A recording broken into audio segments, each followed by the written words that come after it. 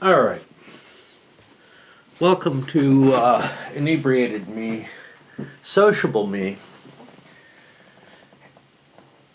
I wanted to talk about temporal pleasures. Since I'm a little drunk, as I say. I've had two experiences in the past few months that really kind of highlight something that I see about temporal pleasure. One was, well, let's take the most recent one. The most recent one was my jury duty situation, right? I'm miserable for a month and a half or whatever, 2 months, I think.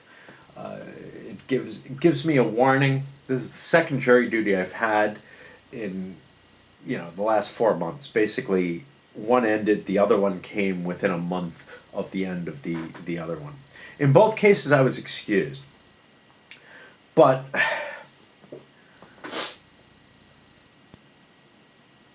in this last one, after a month of misery, worrying about it, upset, knowing that I have to try to prepare for this and try to set my schedules so that I can live within the confines that are required of me.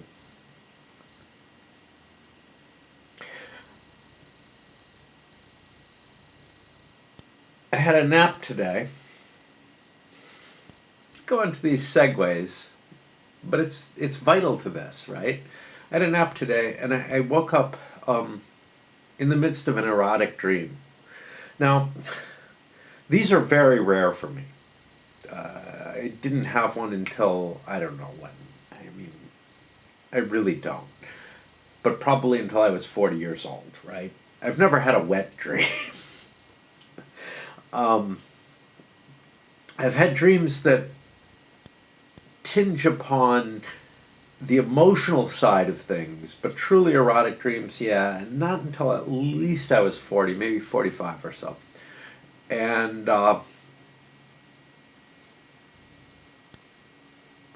who the fuck is it? Kip Carson? I don't know. Whoever did the song Wet Dream. But anyway, now that's in my head. But I took a nap on my bean bags because of this upcoming situation, trying to get my sleep in order so that I might be able to make it out at like the 5 or 6 a.m. that I have to leave my house to make it down there. It's later than that. But anyway, that's my thinking on the matter, is that like I have to be awake at about that time. Um, and It was an interesting dream because it started out, I don't know as what, but as it got towards the end where I'm really more familiar with it, I was definitely out dancing kind of at the place that I usually dance. You know how dreams are. They're always kind of someplace that you're used to or whatever. Reality is bent in different sorts of ways. So it was a grittier town, a grittier location. It could have been downtown in Eugene, but it couldn't have been where I am exactly. Uh, where I go is not exactly, a posh area, but but this was more of a cityfied area, like where I used to dance here, and some kind of shooting was happening at the bar, which made sense because it recently got called out as one of like the top gay bars in the area. Now, it's not a gay bar, not officially in any sort of sense of the word. Absolutely not. However, it's a completely accepting place, right? And they may put on an event. I know they've put on a couple of drag events and stuff like that, but it's really not. It's not a focus of the bar. There's like a couple of gay bars, maybe.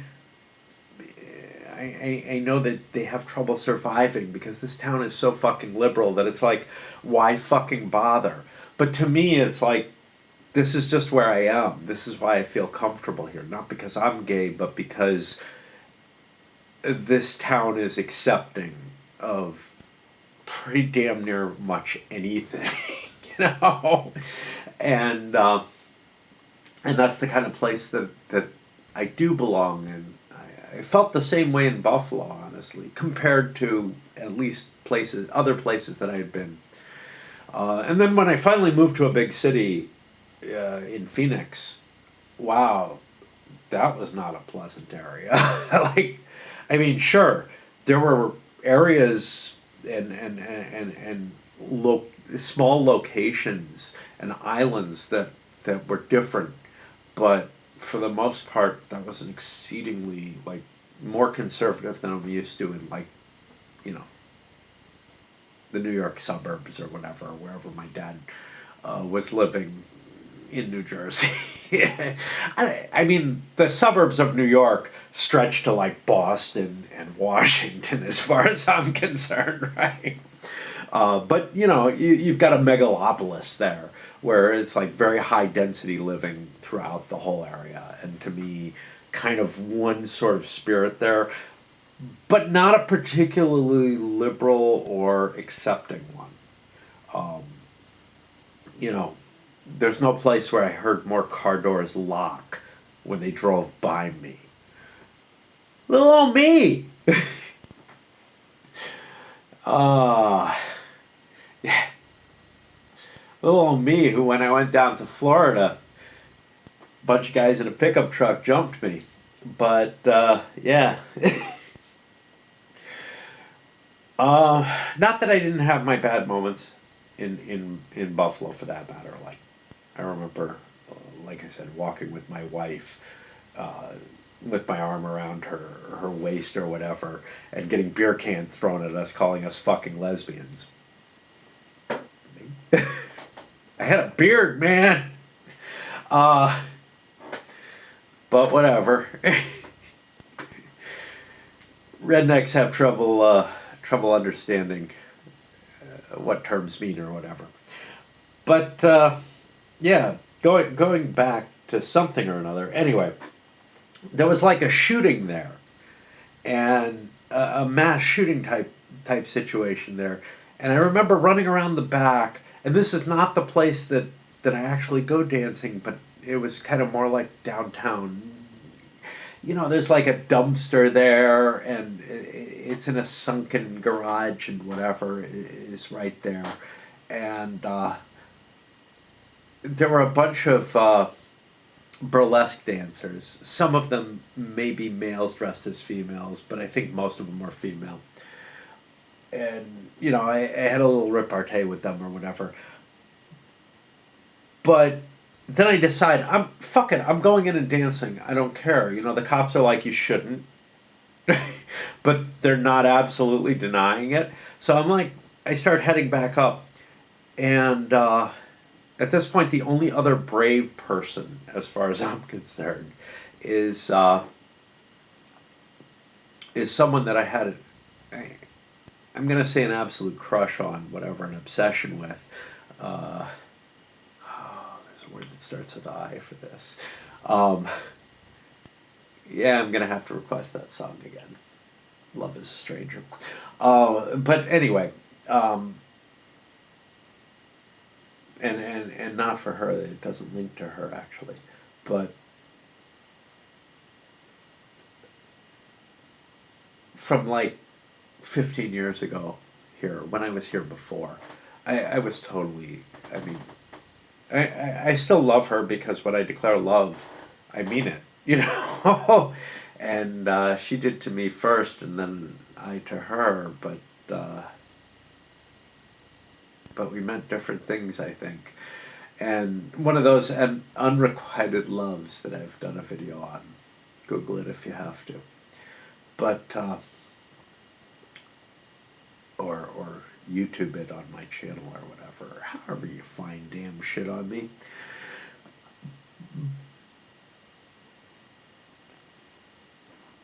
But somehow we decided not to just go up into the place through the back door that we were planning on doing, or that I was planning on doing, but instead going around because it would be safer or something.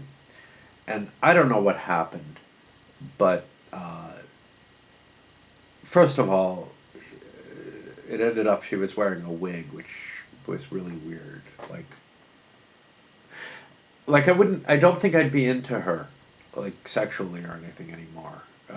I don't know if I ever was. Uh, she was close to that sort of perfection to me, although other people probably didn't see her quite that same way, but I did. But but anyway, she was like completely bald except for a wig. But and I don't know what that means. Disguises, whatever. She's different now, and it just like I'd be fine being her friend. Like I said, I love her, so that's what it is. Whatever that means to me, because once I declare that in my own soul, that's forever. Um, and it just may mean that I'm willing to listen or something. Um, Basically, I'm willing to be a friend to that person, which is more than I am to most people, like almost any person. Well under 1%. Uh, friend is an exceedingly strong term to me. And when people say, "Can I be your friend?" or "Do you want to be friends?" or something like that, I'm like, that's a really fucking strong term to me.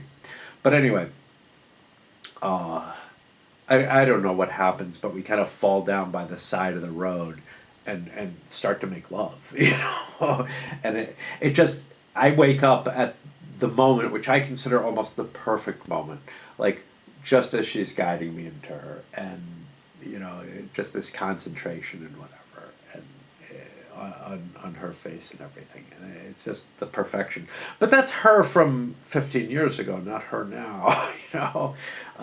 Time ravages us all. Some of us more slowly than others, and it has not treated her that cruelly. But you know, I also know what age she is now, and that getting used to someone at that age is impossible for me, and attracting anyone that I'd be attracted to who is of an age that I could spend the time to get used to is also, and I think, an impossibility. I ain't as pretty as I used to be, right? I mean, you used to be in these videos and you're like, you never were much of anything. Okay, fair enough, fair enough. But I still had my delusions at 40 or so. Um, but yeah, so I tie this in with the jury duty. Why? Because when I woke up from this dream, my thought was, you know what? Between the mass shooting and between this sort of erotic encounter with someone that I was very interested in, something interesting may happen if I fucking leave the house in this situation. So I kind of got excited about the jury duty in a way that I wouldn't otherwise. But it was already like 5:30. I could have called immediately. But for an hour or so, I had these hopes. Then I called in, and as is pretty common in jury duty, yeah, I was excused. So no problem. I don't have to go. No, maybe I go shopping. A few months ago, there was a cute cashier there, or not a cashier, a bag girl, um, that I exchanged nice smiles with. Probably, possibly not even legal in this state. Yeah, I kind of miss New York for that. At least in New York, 16 was legal. Here it's like 18. It's like, what the fuck, man? By 16, they look grown up to me, and they're still fresh and young enough that like I can see it, and it's the rarer one who holds that for a few more years. That same flush. My first wife definitely did, and it's hard to tell with other. females I've been with, but it's just hard to tell. My first wife definitely held it onto it in for a fair amount of time, and what that's a sign of, that they can hold that, and so maybe it's okay that I'm attracted to that very young look, but that it comes at a greater age, and greater and very young spirit too, is that it'll last at least a little bit longer, you know, um, because it's hard for me to be attracted to anyone who who's weathered in the same way. I don't know. We've probably hit that on other discussions. I've never really targeted it specifically, but there's something there, something about a certain kind of innocence that I think I actually have parts of. You know, a certain naivety, whatever. But anyhow, um, and I called back to something else that was very recent. That was a very similar experience.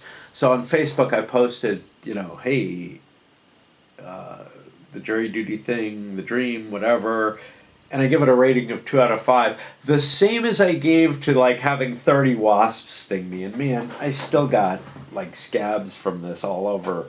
You know, this is probably the worst of them, but I got little marks all over me from them. This one's a little infected, I guess. But I got them on my foot too. You can't really see those, but they're nasty. They itch like mad, and I rub my feet together because of them, and on my hand and whatever. But this is the only one that really looks like might be turning into something horrible, and it's not. I know my body. It deals with weird shit that goes into it. But I gave the same rating, a 2 out of 5, to the wasp stings, because the wasp stings, right when I got them, they were terrible, right? Like, I mean, I've got these wasps clinging on me and like stinging me everywhere, and I'm trying to slap them and kill them and get them off of me, and that's just a moment of panic and horror that, in a way, I don't know what it comports to, or that's the wrong word, but forgive me, I'm inebriated. Let's just say aligns with, but that's not what I was looking for.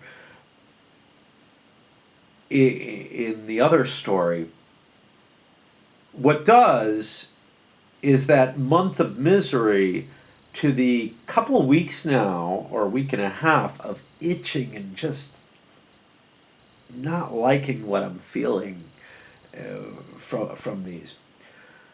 However, the few moments, maybe that hour, right after the dream, I align with maybe about an hour right after I was stung, where every sting was on flame. I mean, I could feel the pain, and I could kind of like it. I could like it in the sense that it's a sensation, right? Now, I don't seek out pain as a sensation. I'm not a masochist. But I also don't shy from it terribly much. Like, pain doesn't have normal impacts on me. So I used to feel the pain in my teeth when they would do the deep cleaning of my gums. Speaking of which, I have to fucking get to a dentist. It's been over a year, I think. And I've got a cavity, at least one. I had one at the time. And I'm feeling like it's getting worse. Again, no pain or anything, just kind of this sensation that I'm like, yeah, I know that's not good. Just like when I walked home from dancing this week, my ankle was killing me. My ankle was killing me before I started dancing. It was killing me after I got home. It was killing me throughout. I knew it. But because I was favoring my ankle, my right knee gave out, and when I got home, and so those are both things that, like, I know the pain is something bad, and the tooth as well. So the ankle, the knee, the tooth, these are all things where I know I've done real damage, and I'm continuing to do real damage, and that makes me kind of sick inside, right? That's not a good pain, but the heat, the fire that was inside of every location where I had been stung, that's an insignificant. It doesn't mean that I'm suffering any real damage, so I can enjoy just the sensation of it and take a certain pleasure in it. And of course, that was probably the last time that I got drunk where I was sober, which is kind of a weird situation. But yeah, like when Friday nights I get drunk, I get blotto, man. Like, we're talking, my walk home I barely remember. The last half of my dancing I don't remember. I may get snippets here and there, but everything's sort of like I'm not in me anymore at all. I'm gone. And I don't know if that's a good or a bad thing. But I knew that this pain, this fire, was a good thing. It was okay. It was something I could just experience. The same way that I experienced the best moment of the dream, right? It was just like there was a certain perfection. Now, it lasted longer in perfection as to the pain than the perfection of the dream.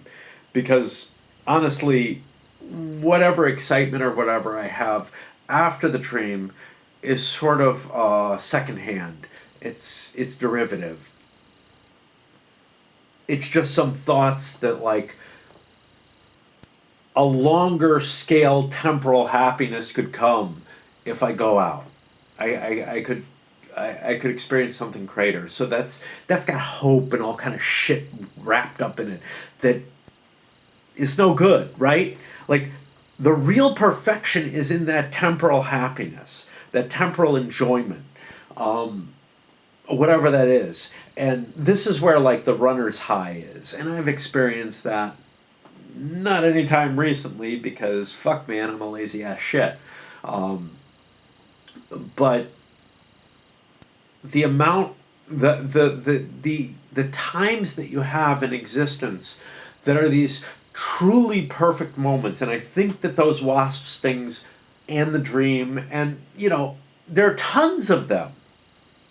A moment sitting by the lake looking and just being wistful and seeing the decay and the pain of the cycle of life, seeing destroyed buildings, you know, falling apart. There was a beautiful, when I went out this morning, it was wonderful weather. The memories that I get from, say, eating berries. There's tons of these little moments, but they're all so tiny, so fleeting. These are the only things of any worth, right? Everything fucking else in reality is either hopes, aspirations, worries, or misery. Or at best, dullness. And the more you dull yourself, the more you try to protect yourself from the absolute pain, horror, whatever of existence, the less capable you are of coping, of ever experiencing these tiny little slivers that are almost worth it, right? They're almost worth it for that moment, right? It's almost worth fucking existing for a moment. But then it stops, right? It stops. And it may be when you're really lucky, when you're first falling in love for maybe a couple of weeks, where the majority of your time is feeling this kind of absolute, you know, elation. But for the most part, reality is at best slightly miserable. And that's why I say the trade-off isn't worth it, right? You know, I mean, and I look and I say, look, I've had an easy fucking life. right? And yet I am still miserable and still understand and cannot see how anybody can't see clearly how fucking bad a deal life is when it comes down to it, right? Because the best you get is a few moments and everything else is negative. And even with my good life, where the negatives aren't that terrible, maybe they're, oh fuck, my basement is flooded and my shit is getting ruined and that's horrible. But I haven't lived through war. Yes, I've lived through losses. They're not as intense, to be honest. I mean, maybe they are, again, for a short period of time. But, and in some ways, I actually take some pleasure in those periods of kind of intense misery that is almost impossible to describe, right? I mean, where you're in such angst and such emotional pain, it's better than the average day to day. Even though every instinct within you says, pain is bad, avoid it. The learning mechanism that's there just triggers automatically and says, dull it, kill the pain. That's why I'm fucking addicted to Raid, right? Because I'm killing the pain. It's the same shit as any other, like, it's a drug, essentially, for me. It's a pain-killing drug. Normal painkillers I don't cope with because once I step out of the, okay, I'm not feeling pain, but I also can't think right anymore. So I've tried various painkillers. They don't work. Alcohol is something special. Alcohol has magic to it. That's all I have to say. And it's what fuels what I'm doing right now, of all things, being able to reach in and speak deeply and clearly, at least in my view. Maybe not in yours. Maybe it doesn't come across. Maybe I'm too fucking drunk for it to come across. But I feel like everything attains a greater clarity through at least a limited amount of inebriation. And the greater amounts, it blanks everything out. It's not like I'm just dulling the pain. I'm becoming something else. Something that cares not. I'm becoming the chaotic, obscene dancer of the gods, right? I'm just unleashing power at that point. And that, it doesn't always require alcohol, but alcohol is a good pathway there. The lights, the music, everything else can trigger the same thing. And it used to be the wind and walking would do it for me. The wind's not strong enough here, unfortunately, usually. Could still manage it in Phoenix, but here, God, I miss her. There's my true love. Yeah. I would love to die that way, just like a wind so strong that it would just flame me. That's sort of my ideal. And it could just be an emotional wind that strong. But anyhow, the normal life, the life that society puts on us, expects of us, the life that rational thinking says, yeah, we should limit the pain. We shouldn't suffer too much, and we shouldn't enjoy too much. It's all this even keel, whatever. That is absolutely everything that's anathema to me, and that is unfortunately the bargain that I keep making, is to accept more of that. When I was a teen, I was closest, I think, to just ripping it aside and letting myself burn as brightly as I fucking could. And again, at a couple other moments in my life. And that's kind of what it has to be. Cheers to Jacques Millet.